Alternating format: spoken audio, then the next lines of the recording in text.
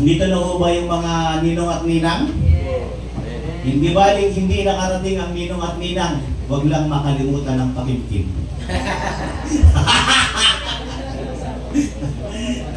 Nakahanda na ba yung sobre para sa pakimkim? Mabuti na lang ako nagsasabi nung kung sila baka magalit kayo sa kanila, ano po. So bago tayo mag-start ng dedication ay kasi ako lang ay nalulungkot po ako sapagkat sa mga panahon ngayon ay ang daming namamatay. At nakalulungkot, maraming namamatay na ang babata pa. At iba't ibang reasons kung bakit sila namamatay. Kamakailan lamang ay dumating yung bagyo, di ba, no? So, ang dami-daming namatay. Pag pupunta ka ng sementeryo, alamin mo kung anong age ng mga nangamatay. Walang pinipiling age yung mga namamatay. Yung iba ay namatay inside the womb of their mother, no? Sa tiyan pa lang ng kanilang ina, patay na. Yung iba naman ay paglabas ay patay na, no? So, iba't ibang age, pag pupunta ka ng sementeryo, titingnan mo yung mga lapidan nila, no? Makikita mo ron iba't ibang age ng mga namatay. Pero nagpapasalamat tayo sa Diyos, buhay pa tayo hanggang ngayon. Amen ba? Pag-gising natin ng umaga, isang blessing na tayo ay buhay pa. Kaya pakisabi nga natin, salamat sa Diyos. Buhay pa ako. Pakisabi natin, gusto ko bang humaba? Ay, wala na. Wala na gusto humaba. Gusto ko bang humaba? Ang buhay ko. Yung mga iba, hindi nagsabi, mukhang gusto ng nagmamadali eh. Nagmamadali. So, okay lang kung gusto talaga na nating mawala na, no? Kung gusto talaga nating mamatay na, okay lang yun. Pero ang pinaka-importante, siguraduhin nating pupunta tayo ng langit. Yun ang siguraduhin natin, no? Okay lang na bawian tayo ng buhay anytime. Pero kung tayo ay pupunta ng impyerno, yun ang masakit. Kaya anong sabi ng John 3:16? Listen very carefully, maikli lang ito. Hindi na natin kailangan pang tagalan. At pagsasalu-saluhan na natin yung mga lechong manok, lechong baboy, lechong baka, lechong kalabaw, lechong palaka. Pagsasalu-saluhan na natin yun. So okay. Sabi sa John 3:16, for God so loved the world that He gave His one and only Son, and that is the Lord Jesus Christ. That whoever believes in Him should not perish but have everlasting life. So ang nais ng Panginoon, huwag tayong pumunta ng impyerno. Ang nais ng Diyos, pagkatapos ng ating buhay sa mundong ibabaw na ito ay pumasok tayo ng langit. Amen. Ayaw ng Diyos na tayo ay pupunta ng impyerno. Kung tawagin ng impyerno is eternal damnation. Eternal wrath, no? Iyon ay isang lugar na kung saan ang apoy ay hindi namamatay. Ang mga spiritual worm ay hindi po namamatay. So ayaw ng Diyos na pag namatay tayo, pupunta tayo ng impyerno. Ayaw ng Diyos ng ganun. Gusto ng Panginoon, pag tayo ay namatay, pumasok tayo ng langit. At anong sabi ng Bible? Sa Romans 3:10, anong sabi ng Bible? For all have sinned and fall short in the glory of God. Romans 3:10 and Romans 3:23. Lahat daw tayo ay mga makasalanan. So dahil tayo ay mga makasalanan, saan ang ating punta? Sa impyerno. Romans 6:23. Romans 6:23. It says, for the wages of sin is death. No. So lahat tayo ay mga makasalanan, patungo tayo ng impyerno. Naunawaan po ba natin?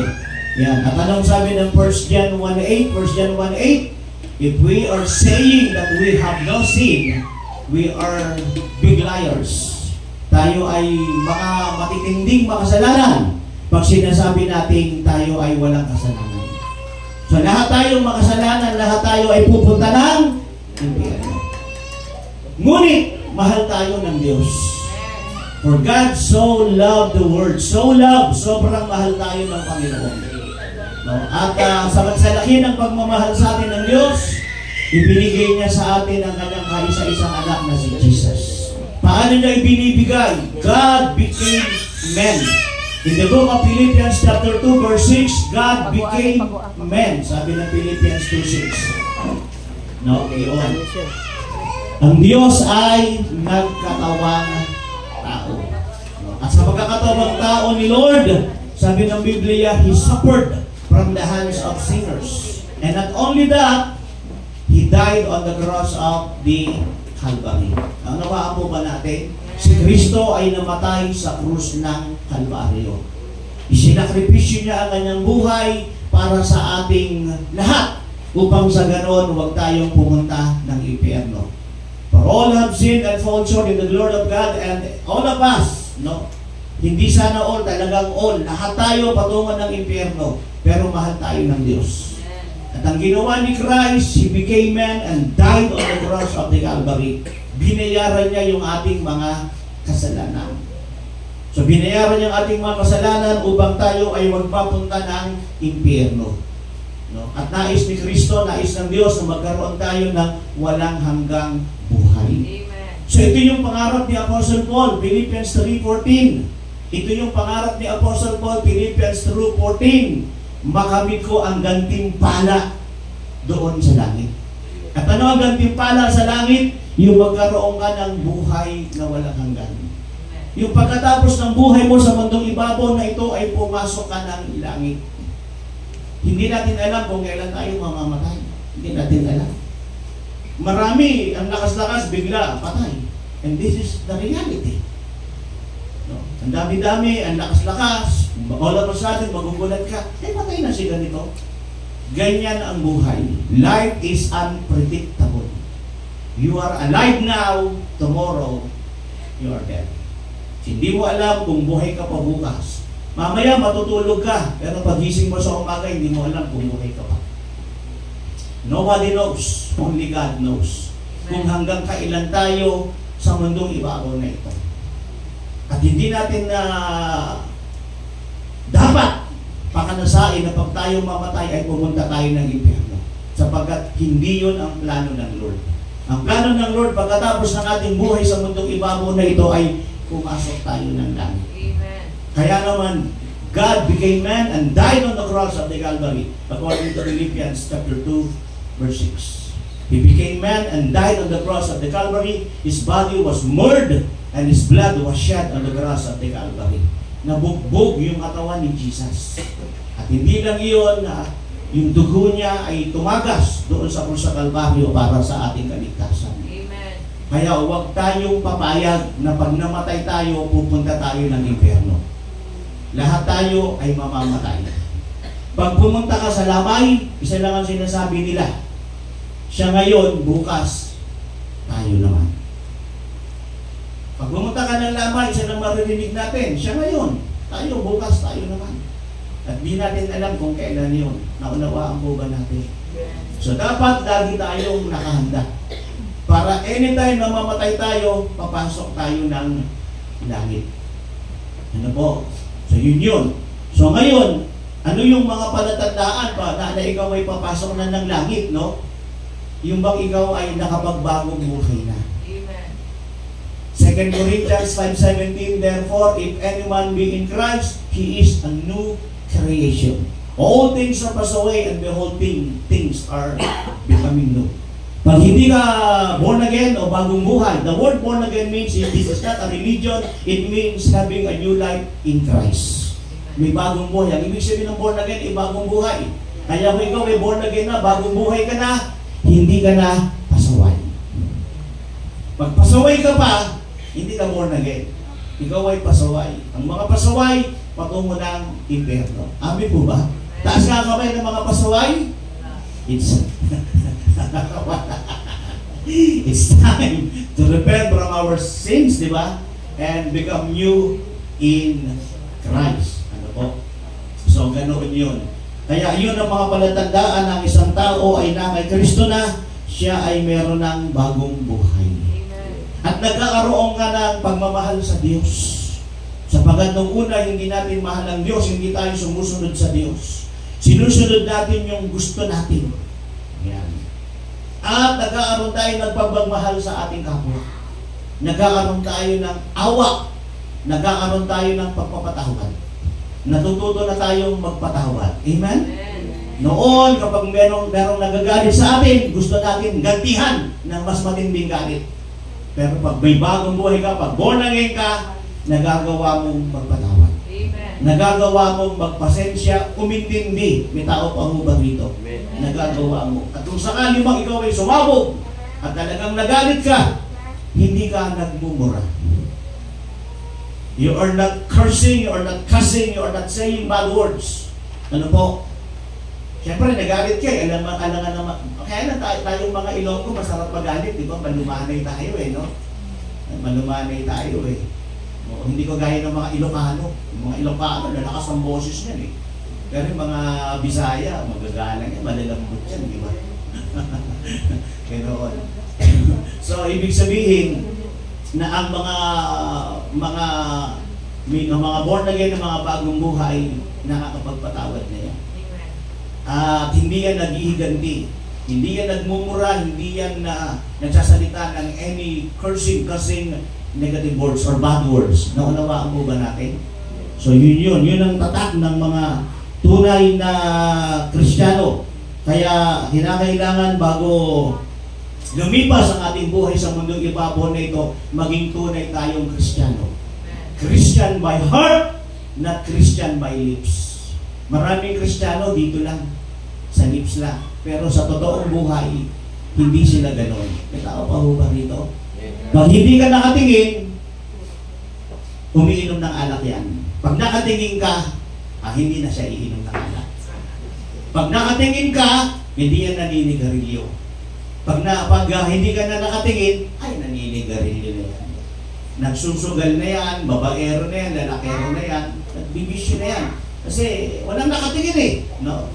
Kaya siguraduhin mo yung katabi mo dyan eh, loyal talaga yan. Faithful talaga yan. Siguraduhin mo yan. Kasi marami dyan, loyal daw sila, baka true orange yun ha.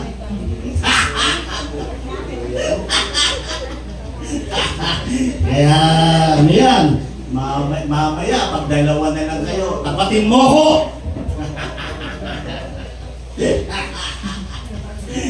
Pero alam ninyo, ang Diyos ay nagpapatawad. Gano'n man kalaki ang ating kasalanan, kayang patawarin ng Lord. Kasi laki man ng dagat ang ating, ng ship ang ating kasalanan. Kasi laki naman ng sea ang kapatawaran ng Diyos. Kasi laki man ng earth ang ating kasalanan, ang kapatawaran ng Lord is as big as the universe. Ganong kalaki ang pag-ibig ng Diyos. Kaya kung hindi mapagpatawad ng Diyos, wala na tayong lahat dito. Kaya hindi ako pro-death, ako po ay pro-life. Ano po? Gano'n man katindi ang ating kasalanan, hindi tayo dapat pinapapatay. Dapat tayo ay binibigyan ng chance na makapagbagong buhay. Amen po ba? Nagbibigay ang Diyos ng chance para tayo makapagbagong buhay. No, hindi ako pro-death na patayin na yan kasi masama yan eh. So hindi ganoon. Dapat bigyan natin ng chance. Give them chance to have a new life in Christ. God is a God of second chance. Kaya in the book of John chapter 8, count in the act, isang adulterer, isang babaeng adulterer, sabi nila, in the book of law, in the book of the law of Moses, count in the act, dapat stone to death yan. Patayin natin yan, batuhin natin hanggang kamatayan. Eh si Christ hindi sumasagot. He just stood down and right on the sand, no, hindi siya kumikibo. Eh makulit sila, mapilit sila. At sinasabi nila, count in the act, kasi according to the law of Moses, that woman must be stoned to death and die. Sabi nila. Eh makulit sila, sabi ni Jesus, sige, sino rito ang walang kasalanan, siya ang unang bumato. So lahat makasalanan, walang bumato. Lahat isa-isa, umalis, one by one, they walk away. So ano nangyari? Sabi ni Jesus Christ, listen very carefully. Babae, sabi niya, Mika, meron bang bumato sa'yo? Wala po. So ganon, hindi rin kita kinukundina. Neither I condemn you. But, go and sin no more. Naunawaan mo ba natin? Ganon ang Diyos. Papatawarin ka niya, hindi ka niya pagbabayarin. Hindi niya sasabihin sa iyo, lumangat ka ng paluhod from altar to the door of the church. Hindi niya sasabihin, magnubina ka, pray the rosary, pray the glory God to the Father, etc., etc. No? Have a confession to the priest. Hindi niya sasabihin yun. Ang sasabihin niya, neither do I condemn you, but sin no more. Naunawaan mo ba natin? Ganon ang Diyos. Ganon tayong mga tao eh. Nagkasala ka, pinapatawad kita, pero huwag mo na uulitin yan. Hindi mo ka binabayaran sa utang mo. Kung di mo ako kayang bayaran sa utang mo, huwag ka nang mangutang ulit. Hindi ka pala marunong mabayad. Naunawaan mo natin. So, ganun si Christ. Kaya yun ang sinabi ni Christ sa isang babaeng adulterer, John 8:10-11, neither do I condemn you. Go and sin no more. So, ganun ang Diyos eh. Di ba? Napakabait ng Panginoon. Iba, yung religion, iba. Magnubina ka, magpenitensya ka, mag-pray ka ng maraming rosary. Dami-daming, so many religious rituals. Pero hindi ganun si Lord. Ang Lord, just say sorry from your heart and I will forgive you. Just say sorry from your heart. From your heart, not from your lips, and I will forgive you. Kaya alam mo, kung kayo ay nagkulang, nagkasala, nagkamali, kanino man, huwag kayong mahiyang magsabi ng sorry. Hingin kayo ng tawad. Nagkamali ka, nagkulang ka, nagkasala ka, you made the mistake, you committed the sin. So don't hesitate to say sorry. Forgive me.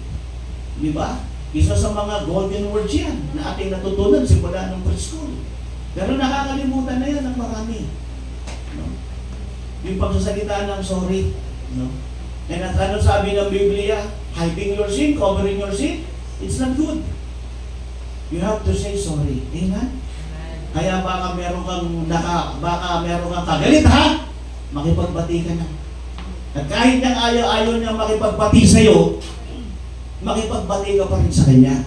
Hoy, baka rito merong mga magkakamag-anak, away-away pa rin. Magkakapatid, away-away pa rin. Kasi hindi tama yun eh, no? Magkakamag-anak, magkakapatid, magkakaparente, di ba? Nakaisya mo, tapos away-away kayo. So hindi ka naoban ng Lord John. May tao pa ba? Ano sumasagot? Minsan marami magkakamag-anak nag-aaway-away dahil sa lupa, dahil sa pera, dahil sa posisyon. May tao pa ba rito? Wala man lang marunong magpakumabaw, humingi ng tawad, mag-humble. Lahat nag-aawayan, nag-aagatan, nagpapasikatan, nagpapalakihan, nagpapatunggalian. But the Bible declares those who humble themselves will be exalted. But those who exalt themselves will be abased. Consider daw yung mapagpakumbaba sa rawang tinataas ng Diyos. Kaya yun ang hinihingi ng Diyos, maging humble tayo. If you do not know how to humble yourself, then the world will humble you. If you do not know to humble yourself, the world, ang mundo, ang daigdig, the earth will humble you. Kaya dapat marunong tayong magpakumbaba. May tao pa ho ba dito? Yun ang kinakailangan natin, pagpapakumbaba. At isa sa pagpapakumbay na tinatawag, yung paghingi ng tawad. Kaya alam niyo, imbis na parusahan tayo ni Christ, doon sa krus ng Calvary, ano po? Doon sa krus ng Calvary, anong sabi ni Christ? Luke 23, Luke 23:34, Luke 23:34, sabi ni Christ, Father, forgive them, for they do not know what they are doing. No? Diba, Christ was mocked, taunted, insulted, diba? Doon sa krus ng Calvary, anong sabi ng isang kriminal? Kung ikaw ay Diyos, diba? Iligtas mo ang sarili mo, iligtas mo kami. He was mocked by a criminal. Pero yung isang kriminal, ni-recognize si Christ. No? At anong sabi niya? Huwag naman ganyan. Tayo, nagkasala talaga tayo. Diba? Siya hindi eh. Anong sabi niya kay Christ?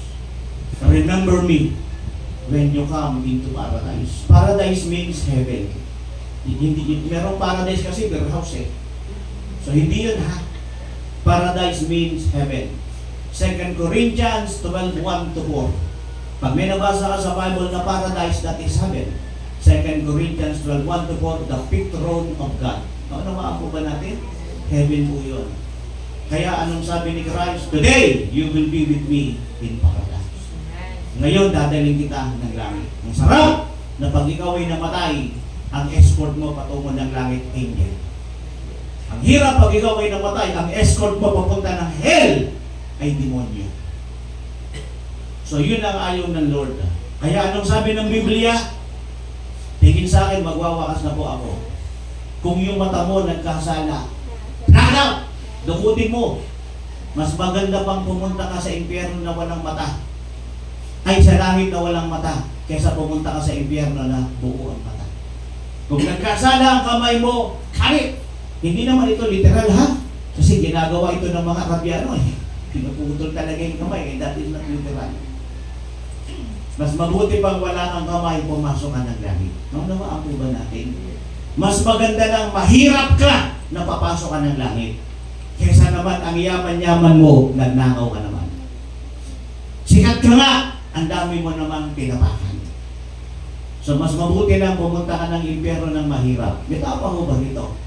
Pero, kung talagang totoong Kristiyano ka, hindi ka mananatiling mahirap habang panahon. Dahil John 10:10, in the book of John chapter 10 verse 10, those who accepted Jesus Christ as their Lord God and Savior, binibless ng Lord yan, pinapagpala ng Lord yan.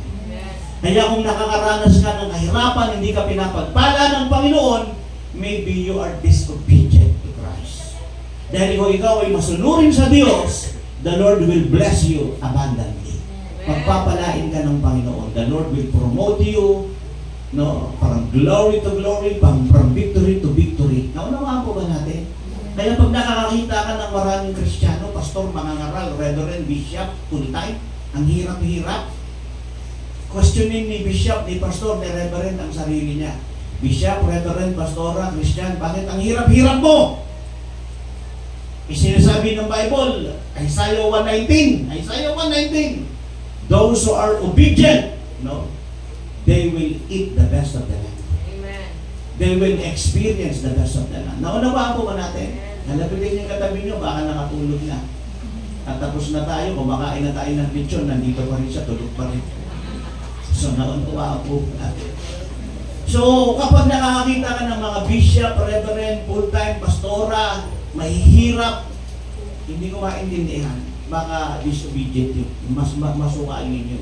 Dahil ang mga tunay na Kristiyano ay pinapagpala. Ayun po ba? The Lord is blessing us abundantly. Naunawaan po ba natin, mga minamahal? Gusto niyo mo nang palakpakan si Lord? Ayun yun. Kaya bago ko i-dedicate yung bata, no? Gusto kong magtanong. I am serious. Kanina pa ako ngumingiti-ngiti at tumatawa-tawa. Pero seryoso ako sa tanong ko ngayon. Kung makamatay ka mamaya, papasok ka ba ng langit? Tanungin mo sarili mo. And be honest to yourself. Kung paglabas natin mamaya, ma-aksidente tayo. Bigla tayong tamaan ng kidlat. Hindi ba? Dami na aksidente. No. Papasok ka ba ng langit? Nagsisi ka na ba ng iyong kasalanan? Nagbalik loob ka na ba sa Kanya? Tinanggap mo na ba si Christ bilang Lord God Savior ng buhay mo? Oo, mangangaral ka. Oo, graduate ka ng theological seminary. Oo, dumadalo ka ng church. Oo, ang mga pag-iinti mo, puro born again Christian lahat yan. But I am saying to you personally and individually, nagsisi ka na ba ng iyong kasalanan? Nagbalik loob ka na ba sa Diyos? Oo, ang family mo, Christian. How about you? Kristiyano ka ba?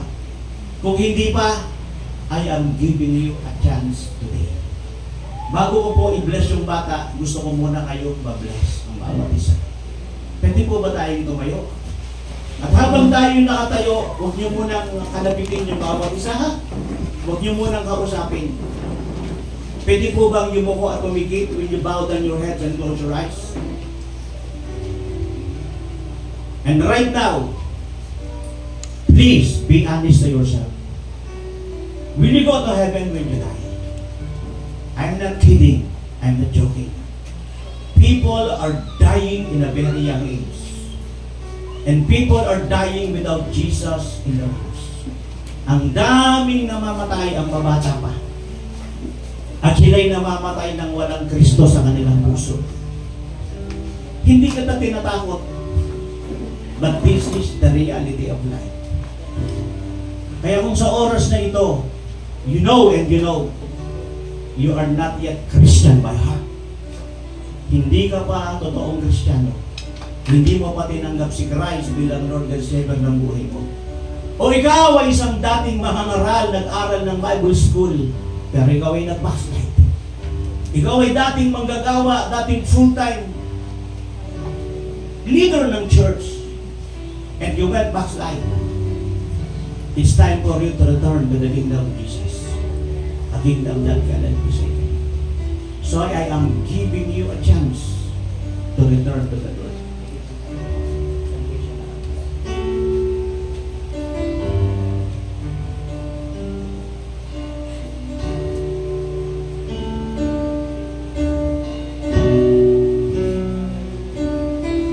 Sige po, habang tayong lahat ay nakapikit. Talk to yourself and talk to your God.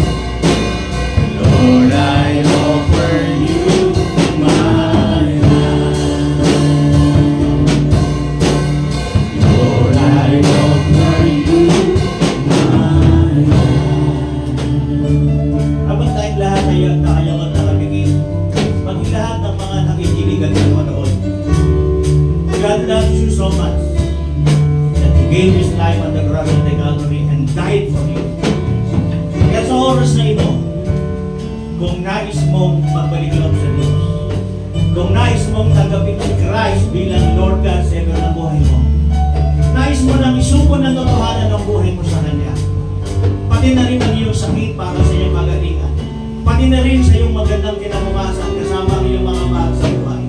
You are full of worry, doubt and unbelief, and full of fear and hesitation. You are afraid of your future. It's time to return to Jesus. Ibigay mo lahat sa Panginoon niya. The Bible declares in 1 Peter 5:7, cast your cares upon the Lord, for He cares for you. Lumapit kayo sa akin. Kayong mga kahihirapan na papagalang nabibigyan ng lupa, at bibigyan ko kayo ng kapayapaan. Kaya sa oras na ito, maging lahat ng mga nanginginig at nanonood pag nandito, kung nais mong tanggapin si Christ, kung manapin ka ng kaliwat kanan, likod at harapan, huwag mo na siyang bungguin at kausapin. Bow down your heads and close your eyes. Taas mo natin ang ating kanang kamay patungo ng langit. At kung tinanggap mo na si Christ bilang Lord and Savior ng buhay mo, you want to recommit yourself to the Lord. Nais mo muling ialay ang buhay mo sa Panginoon for an end time around. Do it.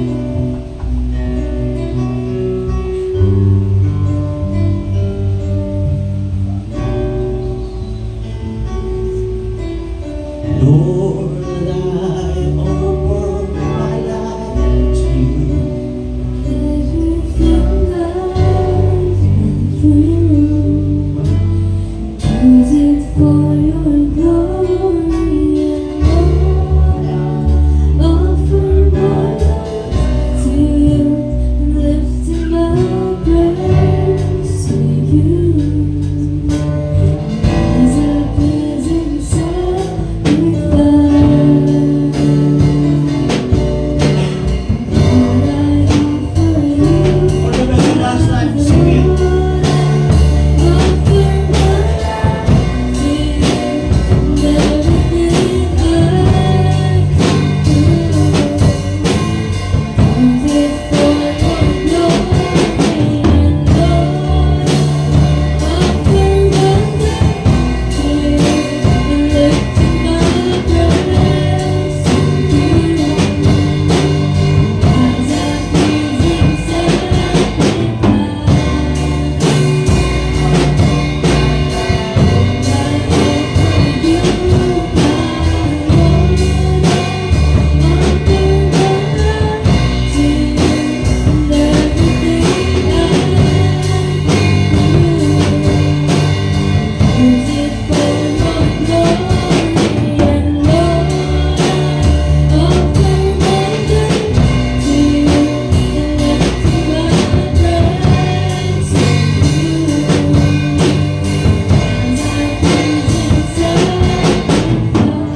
I offer you my life.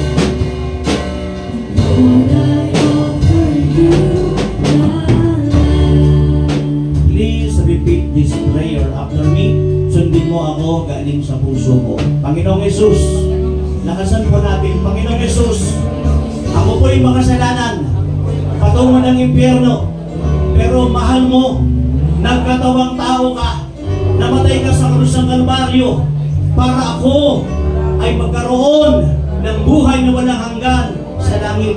Sa oras na ito, gusto ko po ng buhay na walang hanggan. Itala mo po ang pangalan ko sa aklat ng buhay sa langit. Ayoko pong mapunta sa impyerno, parusahan araw at gabi kasama ang mga demonyo. Bagkus nais kitang makasama sa walang hanggang sayang buhay sa langit, kasama po ng mga anghel. Sa oras na ito, buong puso, patawad po. Sa lahat ng mga nasabi kong mali, naisip kong mali, sa lahat ng mali kong pagsamba, sa lahat ng mga bisyo at kasalanan, na puno ng galit, hindi pagpapatawad, naging sakim, patawad po. Hindi ko po maisa-isa ang mga kasalanan ito mula pagkabata hanggang sa oras na ito. Pero ang lahat ng iyon ay hinihingi ko ng tawad. At sinasabi ko po ngayon, tao sa aking puso, ang lahat ng ito ay tatalikuran mo na. Patawarin mo po ako at hugasan ng iyong dugo na nabuhos sa krus ng Kalbaryo.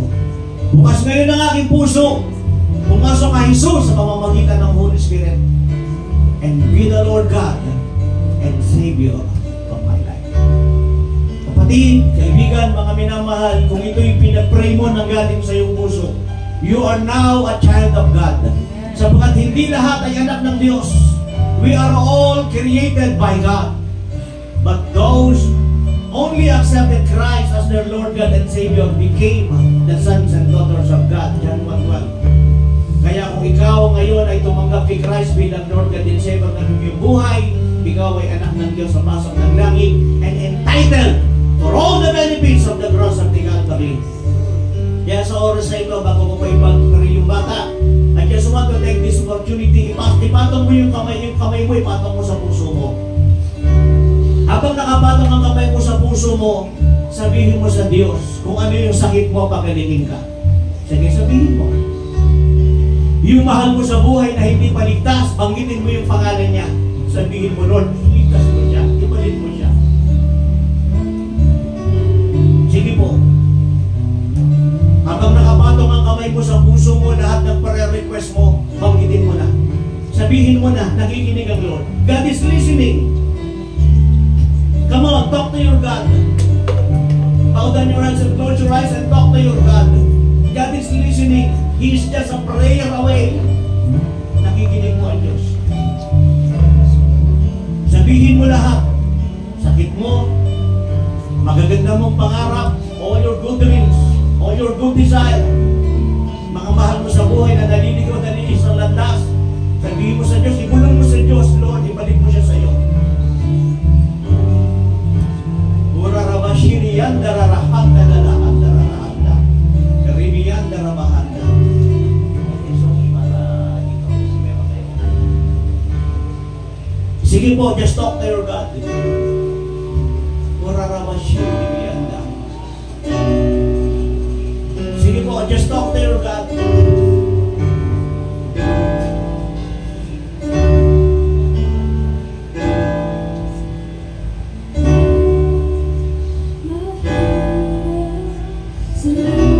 Yes, nothing is too hard for God, nothing is too difficult for God.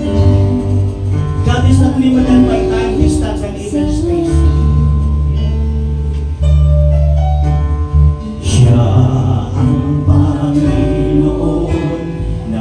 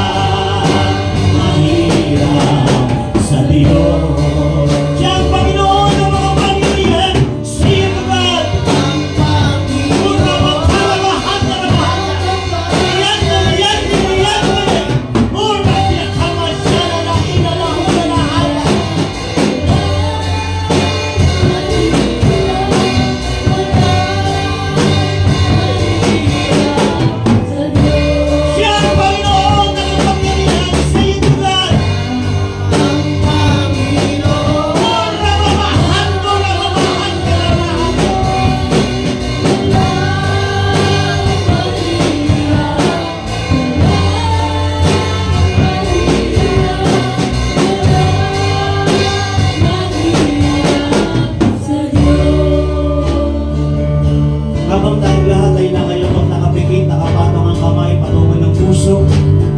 Habang tayong lahat ay nakayabang, nakapikit, nakapatong ang kamay sa puso.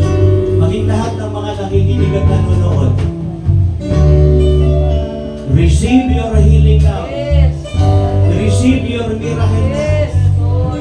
Mabinga ka ng malalim. Igalaw mo yung mga kamay mo, paa mo, na hindi mo na igagalaw. Ipindutin mo. Hibuin mo ang mga masasakit mo. Wala na yan. All your pains are gone. All your sicknesses and diseases are gone. All your problems are gone. Yes! So I rebuke the devil upon their lives, upon our lives. Hindi lamang sa narito, sa lahat ng nakikinig at nanonood. Bow down in Jesus' name. I bind you by the blood of the Lamb. And I rebuke you. I send you to hell, to Hades. And never to return in Jesus' name. Get out from these people. Get out from this place. Get out from their loved ones. In Jesus' name. So Father, I let loose the healing. I let loose the miracle. Hindi ko alam kung nandito ka o nakikinig at nanonood ka. Hindi ko alam kung nandito ka o nakikinig at nanonood ka. Nagkakaroon ka ng pagdurugo sa iyong ilong. Hindi na mangyayari yan, hindi na babalik yan. Nagkakaroon ka ng nose bleeding. Nandito ka o nakikinig at nanonood ka, hindi na babalik yan. Hindi ko na babanggitin ang pangalan mo. I will not mention your name. Sobrang bigat ng dibdib mo bago ka nagpunta rito.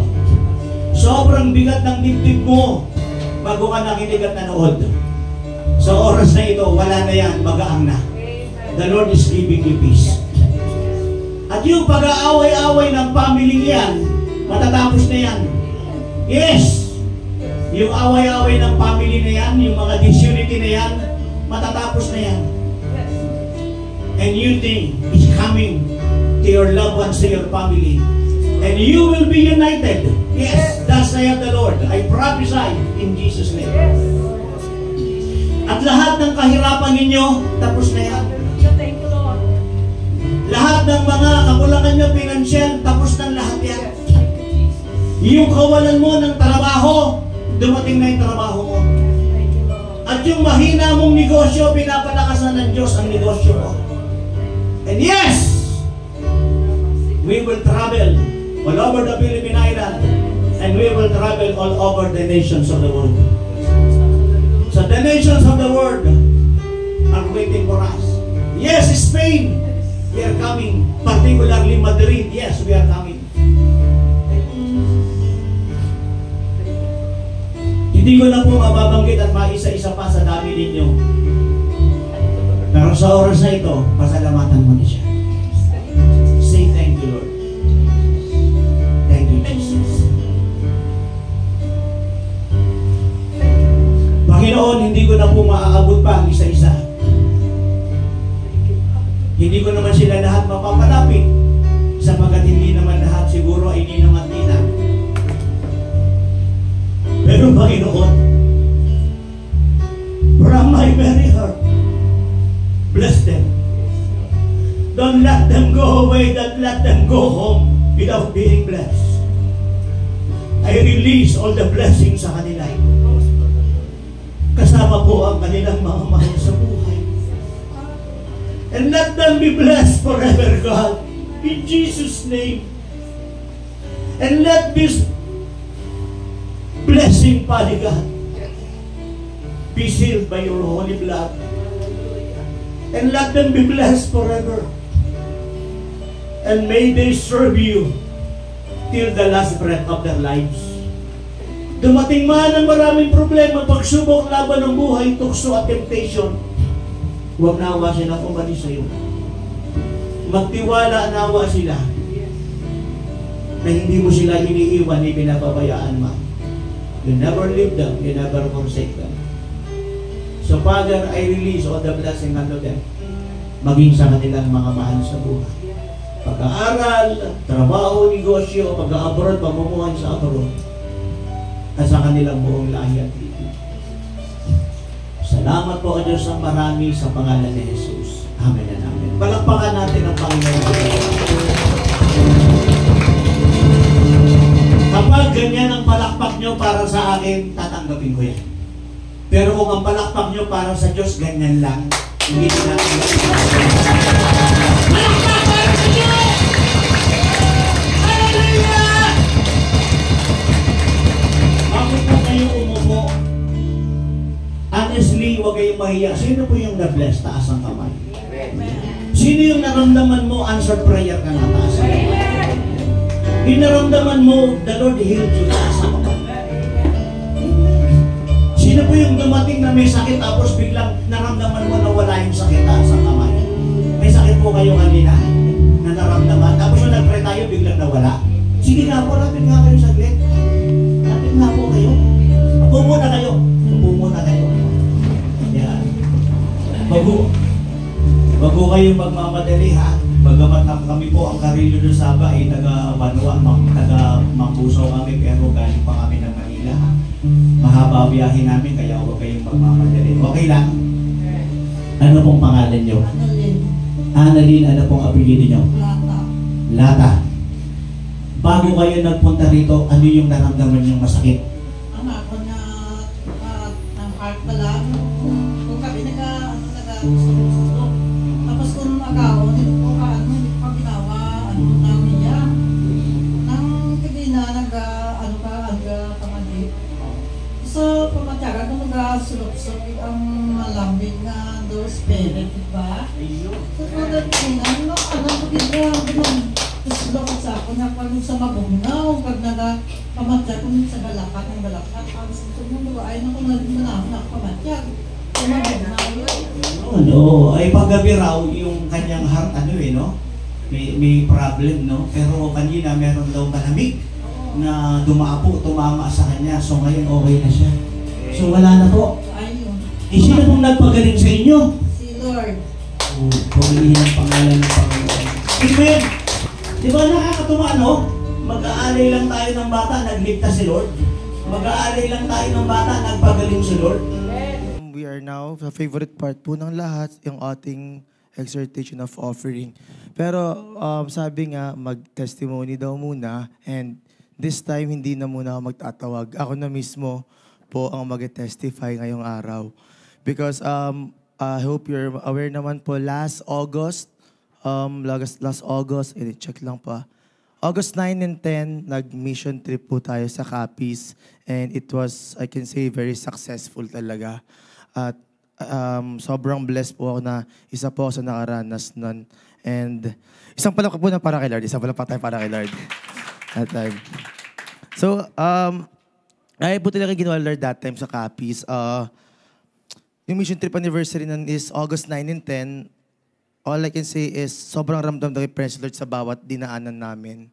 Kasi unang sabi pa lang sa akin na be ready talaga dahil maraming attack ng kaaway ang darating dahil maraming kailangan ayusin at maraming kailangan ibaba si Lord sa anniversary na yon.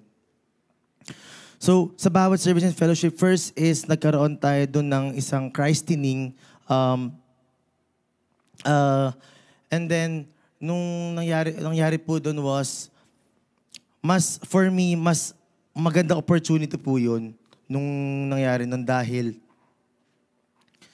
mas maraming unbelievers po ang nandun dahil alam niyo po sa province po, di ba? Pag nagpa-birthday or nagpa-ganyan, may mga is lahat ng tao pumupunta. So ito sa big opportunity kay Pastor Ricky na mag-share ng Word of God that time. At mas maraming tao nung first day natin doon. Nakaka-bless kasi nakita kung paano mag-move si God sa lahat ng dumalo mula sa kabataan hanggang sa matatanda. And miski police, kagawad, and everyone, lahat ng pastors from different churches talagang dumayo sa church natin sa Capiz. Isa pang malaking pagpapala yung pagpapadala niya kay Pastor Ricky, yung kitang-kita kasi he's very anointed talaga and nag-overflow talaga yung blessing that time dahil ang daming namin naranasan na pagsubok. Before pa lang yung mga biyahe namin, may mga times na init, lamig, hindi, sanay naman pero alam mo yung iba pa rin talaga yung inaatake kay health mo. nagkakalagnat ka, biglaan hindi mo maraming na rason. Alam naman natin yung copies, yung GS team hindi naman, pero maraming kwento dyan na may mga ganito, may mga ganyan, alam nyo naman na yun.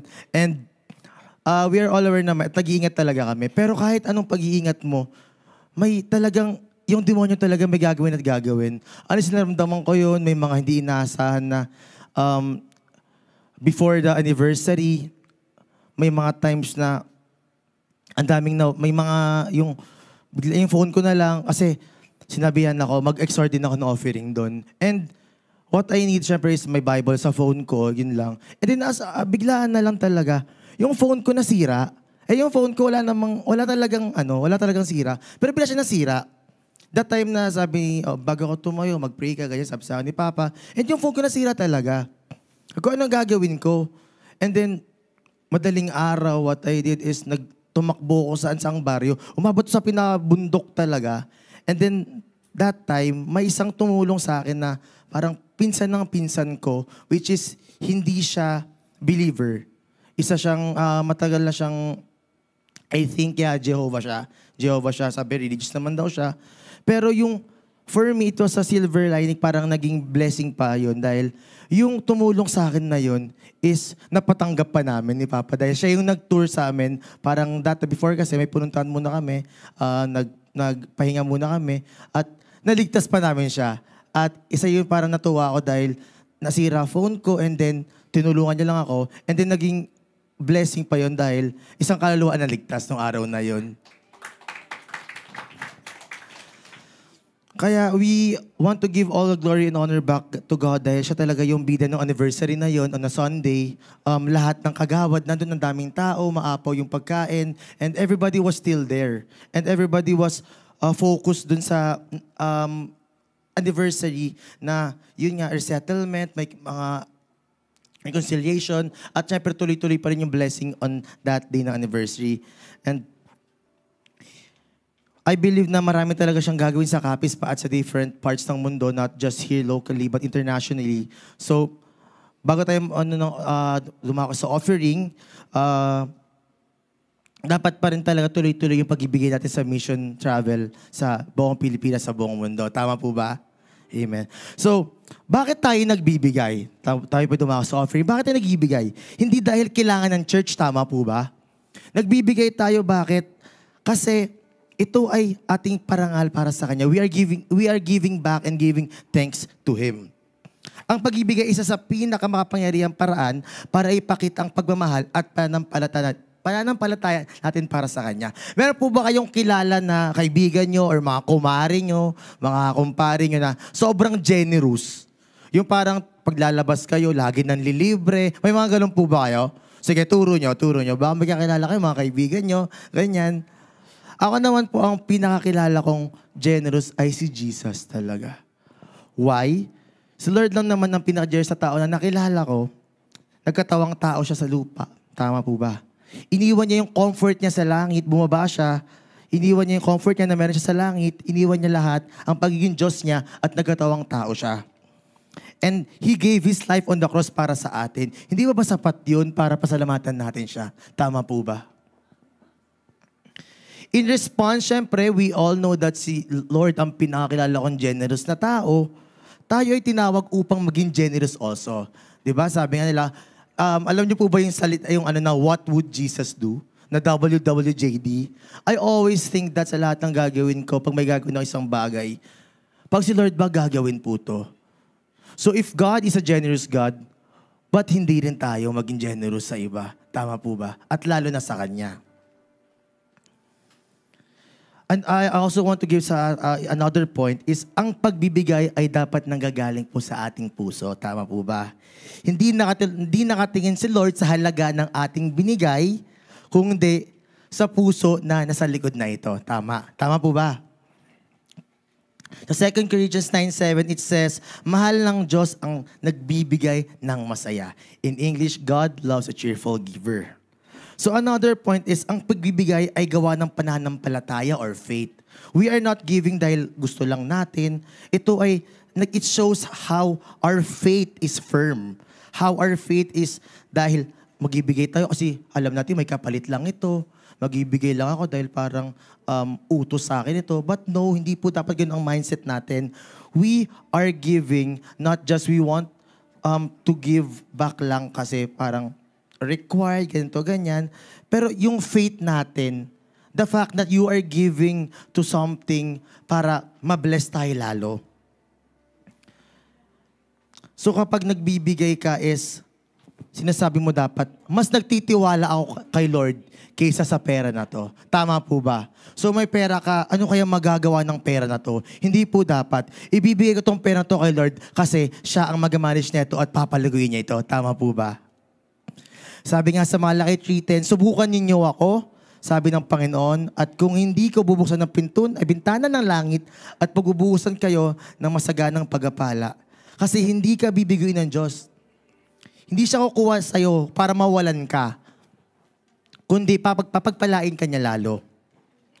Dahil anak ka niya, alam ni Lord kung ano ang kailangan ng mga anak niya. God is a generous God, kaya hindi ka niya bibigyan ng sapat lang. He will never give you yung enough lang, kundi higit pa sa pangangailangan mo. Tama po ba? And another point sa pag-ibigay natin is, ang pag-ibigay ay nagbabago ng ating buhay. Ako honestly po, simula, I always share this, na simula pagkabata pa lang na I am really living by faith lang po.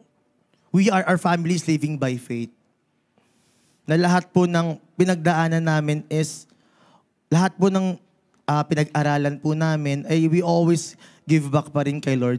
Lahat po na natapos namin is lahat ginagamit pa rin po namin kay Lord. Natutunan namin, lahat binabalik pa rin namin kay Lord. Kasi hindi naman po sa amin yung mga talentong yan yung mga napag-aralan na yan It was all God's grace kung ano po yung mga nararanasan namin ngayon. Dahil binigay po namin ang buhay namin sa Panginoon.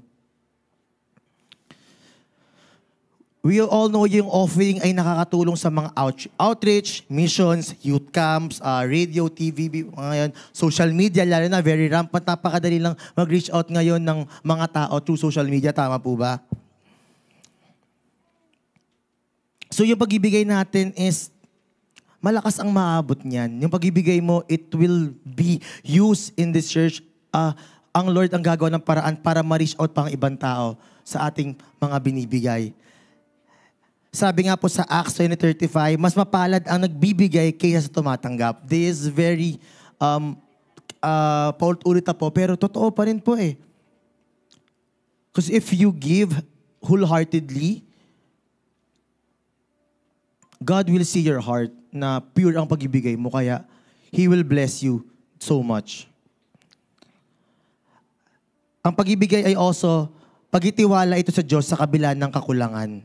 Minsan mahirap magbigay, tama po ba? Dahil inuunahan po tayo ng takot na, parang nag-hold back ka. Mag-ibigay pa ba ako? Kasi ito na lang yung huling pera ko Mag-ibigay pa ba ako? Pambayad ko sa ganyan.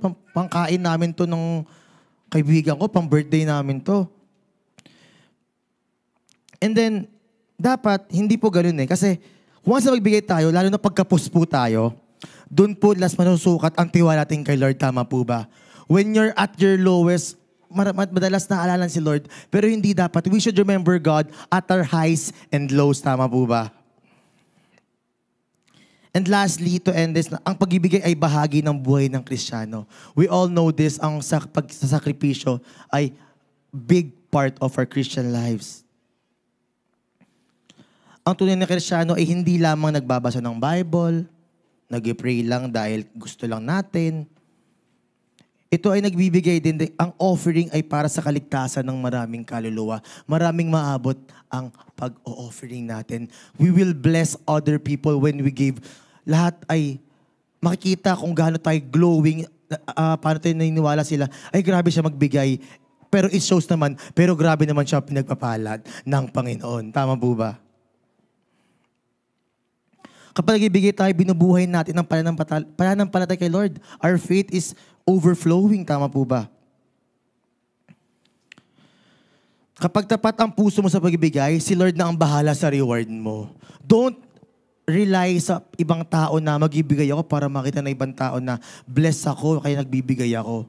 Kundi, let it flow lang na magbibigay ako dahil I know God will bless me and you will bless other people. Makikita kung gaano kabuti ang Diyos sa buhay mo. Before we give, i-align po muna natin ang puso natin sa Lord. Tama po ba? I-align natin ang bulsa natin. Sa bawat sweldo mo, sa bawat allowance mo, ako bilang estudyante dati, sa bawat natanggap na biyaya mo, always ask yourself, Lord, paano ko magagamit to para sa'yo? Lord, paano ko magagamit tong sweldo ko para sa'yo? Always ask the Lord kung tulungan ka niya sa perang meron ka, sa biyayang meron ka. So before I close, I just want to leave lang po. Sa ating pagbibigay ng offering ay ang offering ay hindi po obligasyon, tandaan po natin. Ang offering ay hindi obligasyon, kundi ito isang oportunidad or opportunity. We get Hindi ito magbibigay sa church lamang. Ito ay also pasasalamat, giving thanks. Let us give dahil inuutusan tayo. Kundi make our mindset na ito ay pasalamat. Let us give with joy, with honor, and with love. And I want to leave this, let's not give because we have to. Dahil kailangan natin. Let us give kasi kaya natin. Tama po ba? Ulitin ko, kapag nagbibigay ka, hindi dahil kailangan ng church, kundi simbolo ito kung gaano mo kamahal ang Panginoon. Tama po ba? And tayo po yung magbigay. Yun po. Sa atin po nanonood, alam naman po natin, you can check din also po sa, we have this bank accounts. We can check naman po the QJF page. Meron po tayo dyang GCash, BPI, BDO, lahat po. And lahat po na is you can reach us here sa lahat po ng bank platforms natin. And patuloy po tayo pagpapalain ng Panginoon. So let us pray for our offering. Lord, thank you po sa ato na bigay sa amin na we are here again upang mapakita sa iyo kung gaano ka namin kamahal, Lord God. Sa lahat po na nagbigay, you can see their hearts, Lord God, that buong puso nila itong binigay at ginagawa nila to dahil required ito, banda ito is an opportunity that they can give for you, Lord God. Bless their lives, Lord God, their family and everything, their hands, Lord God, na lahat po ng puso nila ay malinis na binigay at ito'y wholeheartedly ginawa para sa iyo because they have this faith, Lord God, that you will bless them and continue to prosper them among their lives, Lord God. Lahat po ng offering, Lord God, multiply mo ito, make it millions, billions, Panginoon. At lahat po ito ay mapupunta sa magandang goal po para sa iyo, Lord God. Anoint everyone, Lord God. In Jesus we pray. Amen and amen.